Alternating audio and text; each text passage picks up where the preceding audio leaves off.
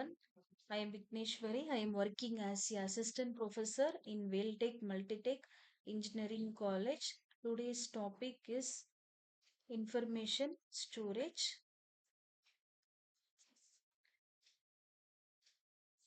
In today's digital world, data plays a vital role in business operations. Businesses use data to generate meaningful information that help in decision making and managing day-to-day activities. To handle this large amount of digital data, storage systems are used. Storage act as a repository.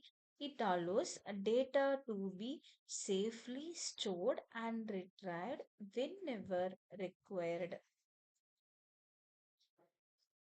Digital data and its types. So, data is a collection of raw facts that helps draw conclusions.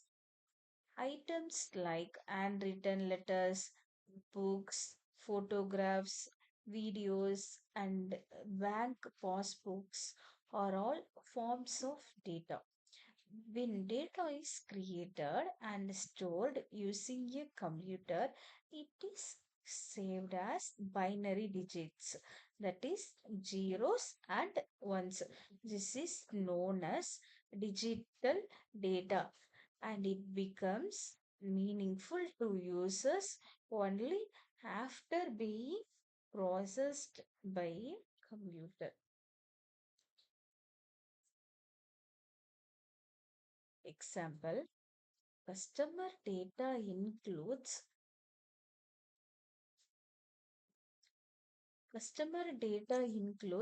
information related to a company's customers, such as order details, shipping addresses, and purchase history. Medical data refers to data used in the healthcare industry, including patient's history, radiological images, medication details, treatment records, and insurance information. This are all comes under the medical data. Product data contains the information about different aspects of a product, such as inventory levels, descriptions, pricing, availability, and sales performance. Types of data. Data can be classified as structured, semi-structured, or unstructured based on how it is stored and managed. Structured data. Structured data is data that is organized in a fixed format. Fixed format means usually in rows and columns, which makes it easy to store, access, and analyze. Its main characteristics include being stored in tables, having a predefined structure or schema, and being easy to search and process. Structured data is usually stored in databases or spreadsheets, and it can be accessed using query languages like SQL. Examples it includes student mark records, bank account details, and employee databases. Next one is semi-structured data. Semi-structured data does not follow a strict table format like structured data, but it uses tags or labels to organize information. It does not have rows and columns, and it has a flexible structure, making it easier to manage the unstructured data, and it is commonly used for data exchange. Example includes XML files, JSON files, emails, and HTML documents. These are all examples for the semi-structured data. Unstructured data. Unstructured data has no fixed format or organizations, which makes it harder to store and analyze. It usually comes in large volume and often requires special tools to process. Most unstructured data is multimedia or text based. Example: images, videos, audio files, social media posts, text documents. These are all examples for the unstructured data. Methods of information storage. Information storage refers to the process of storing and preserving data or information in a structured and retrieval manner. There are several methods of information storage. Physical Physical storage. This involves using tangible devices to store data. First one is hard disk drives. It is shortly known as HDDs, are commonly used in computers and servers to store large amount of data. Next one is solid state drives or SSDs, or it is faster and more reliable than HDDs and are often used in laptops and data centers. USB flash drives are small, portable, and convenient for transferring and storing small amount of data. Optical storage like CDs, DVDs, and Blu-ray discs is used for archiving and distributing data such as music, videos, and documents, etc.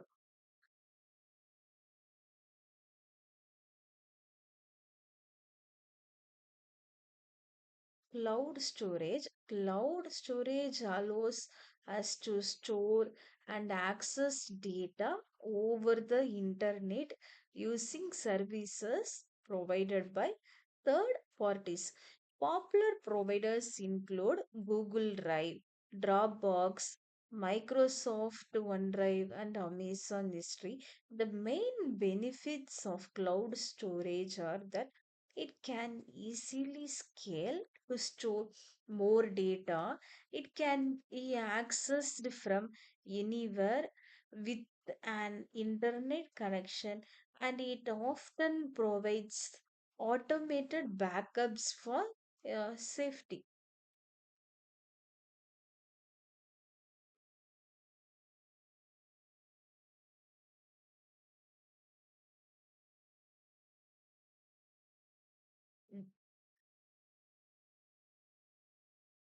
Magnetic tapes. Magnetic tapes have been used historically for backup and archiving. Even today, they are used in some cases because they can store a large amount of data and are cost effective for long term storage. Next one is network attached storage or NAS.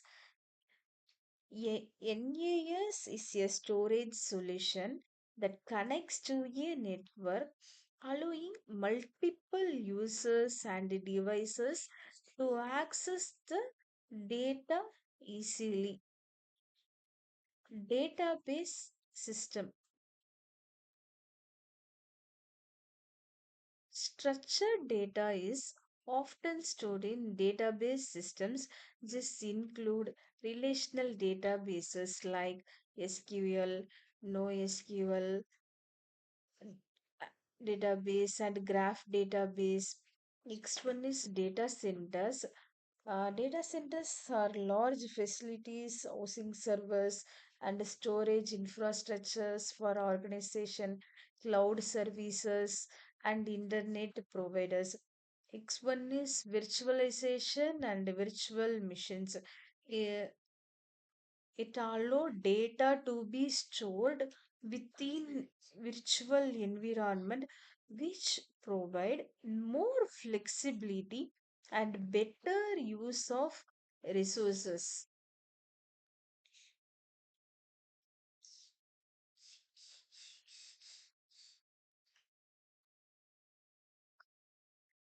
Next, data center infrastructure. Data in structure infrastructure includes computers, storage systems, network devices, dedicated power backups, and environmental controls such as air conditioning, etc. Large organizations often maintain more than one data center to distribute data processing workloads and provide backups in the event of a disaster. The storage requirement of a data center are met by a combination of various storage architectures. Five core elements are essential for the basic functionality of a data center. First one is application, next up database, server and operating system, network and storage array.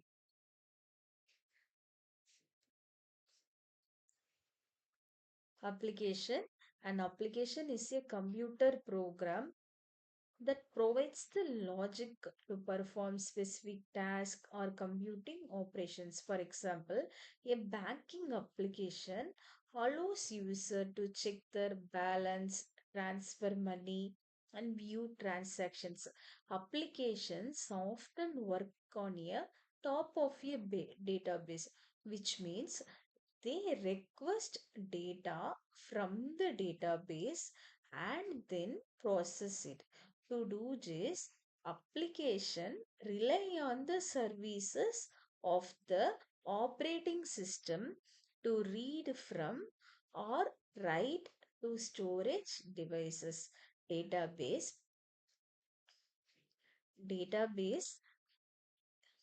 is a structured system for storing data. Most commonly, we use a database management system for organizes data into logically related tables. The DBMS ensures that storing, retrieving, and managing data is efficient and secure. For example, a school database might store student information, marks, and attendance records in different but related tables, which can be accessed and updated easily. Server and operating system. A server is a powerful computer that provides services to other computers or devices, such as running applications and managing databases. The operating system acts as a platform that allows the server to run applications, control hardware, and manage data storage operations. Together, the server and operating system make sure that applications and databases work smoothly and efficiently.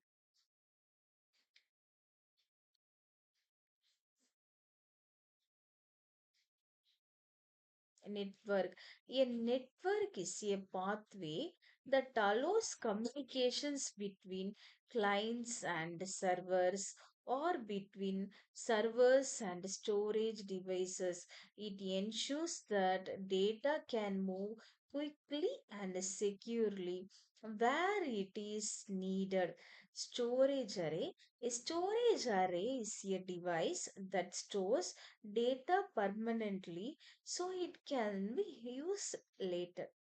It is a crucial part of data management because it keeps all the important information safe and accessible. These elements, network, storage arrays, application, database, and servers are often managed separately, but they must work together seamlessly to meet the data processing needs of your businesses. For example, in an order processing system, these five core elements collaborate to handle orders, manage inventory, and process payments efficiently. This shows how all parts of a data center function together to support business operations.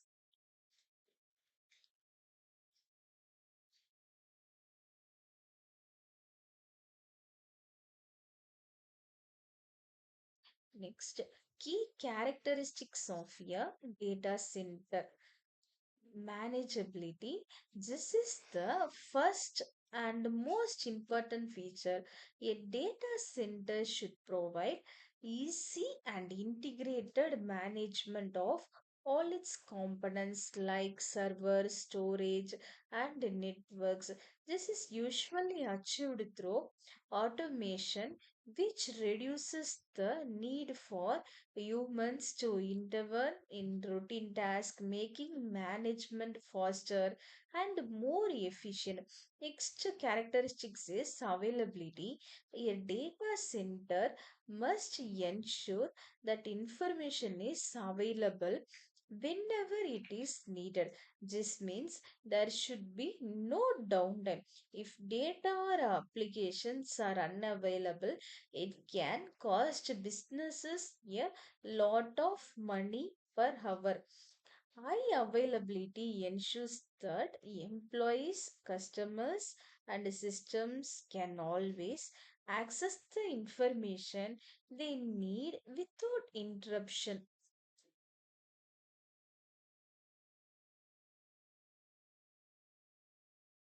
Security.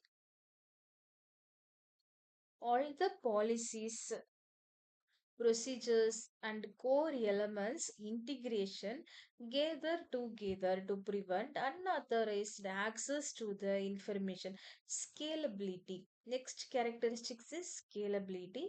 A data center should be designed to grow as the business grows. This means it should be easy to add more servers, deploy new applications, or expand databases whenever needed without disrupting existing operations.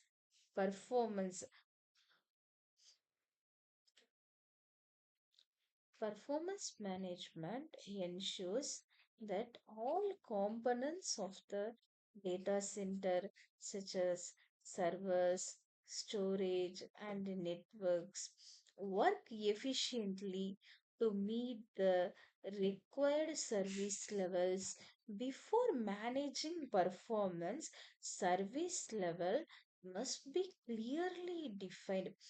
Good performance ensures that users and applications get the speed and reliability they need. Data integrity. Data center must ensure that data is stored and retrieved exactly as it was received without any loss or corruption. Capacity. Next characteristics is capacity. As business needs grow, a data center should provide additional capacity for storage or processing without interrupting availability or with minimal disruption. Monitoring. Monitoring is a continuous process of checking the performance and status of various elements and services in the data center. This helps to predict and prevent problems before they occur. Reporting. Reporting involves gathering information about resource performance, capacity, and utilization at a specific point in time. This helps in decision making and planning for the future. Provisioning. The another characteristics is provisioning.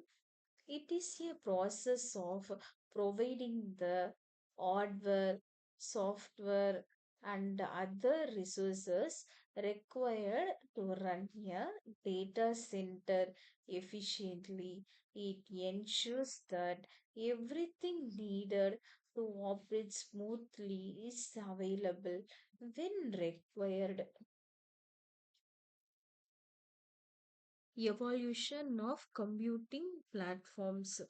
Mainframes, time period 950s to 1970s. These were the first large and expensive computers used for centralized processing and data storage, mainly by big organizations and governments.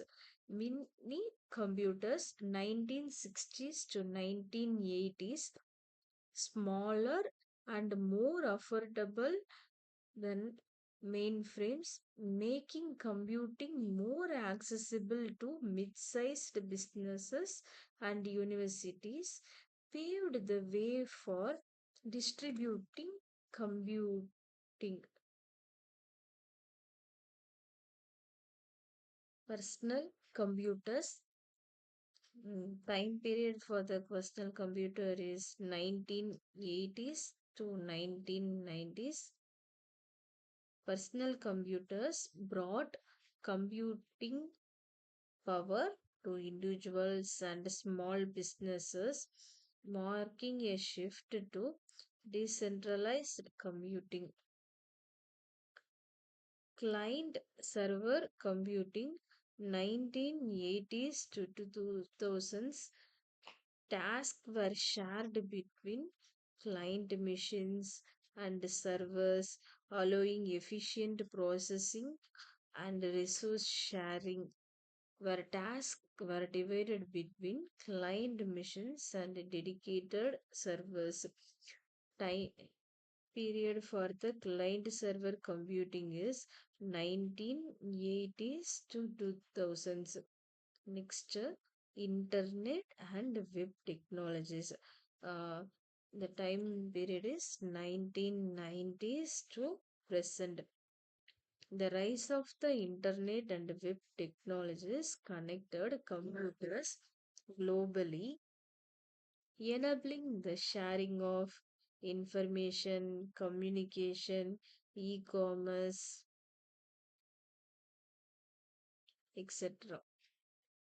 and web applications also. Cloud computing 2000s to present. Cloud computing emerged as a paradigm shift, offering an on demand access to computing resources over the internet. It provides on demand access to computing resources over the internet.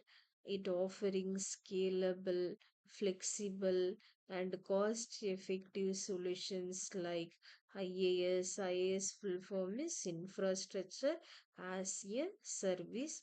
It provides the infrastructure service.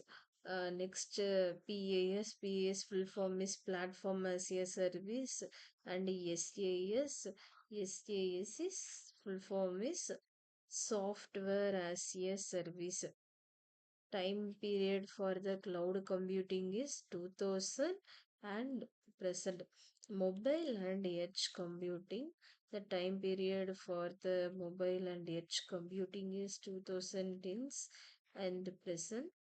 Edge computing brings computation closer to the data source, it reducing latency and enabling real-time processing real-time processing with mobile devices and IoT. Edge computing processes data closer to the source. AI and machine learning. The time period for the AI and machine learning is 2010s to present. Advancement in artificial intelligence and machine learning have revolutionized computing platforms, enabling intelligent automation, predictive analytics, and personalized services.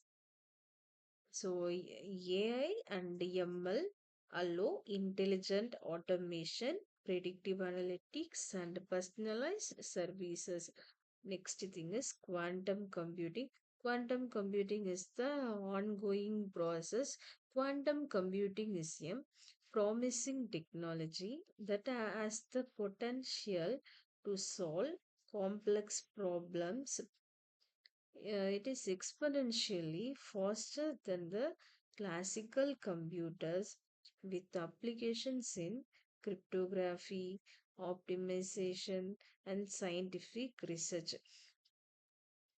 So these are the evolution of computing platform. First one is mainframe, next mini computer, personal computers, client server computing, internet and web technologies, cloud computing, mobile and edge computing, AI and machine learning, quantum computing. These are all the evolution of computing platforms.